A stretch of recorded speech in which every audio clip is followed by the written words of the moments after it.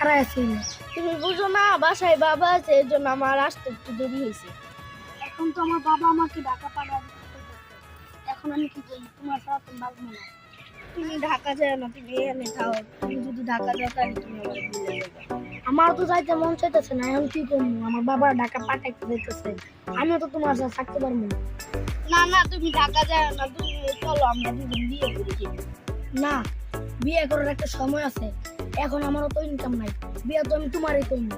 তাহলে তুমি আমার কথা দাও, তুমি ঢাকা যাইবা না আমার বিয়া? আমি তো ঢাকায় যাবো না, যেমনি হোক আমি ঢাকা যাবো না। দরকার পড়লে বাড়ি ছেড়ে দিব, তাও ঢাকা যাবো না। আচ্ছা এখন তাহলে বাসায় যাই, বিকালে আবার দেখা করি। চলো। দোস্ত, এই জায়গাটা তো আমি কিনবো, বুঝছস? কিনা এখানে একটা বড় ফ্যাক্টরি করব, ঠিক আছে?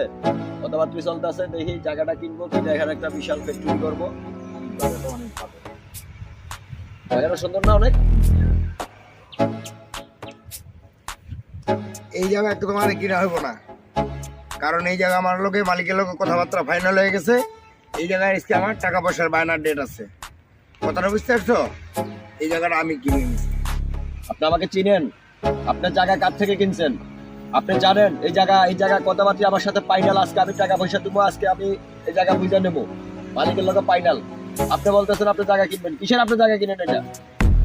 তুমি কে? তুমি এত গরম দেখে কথা বলতেছো?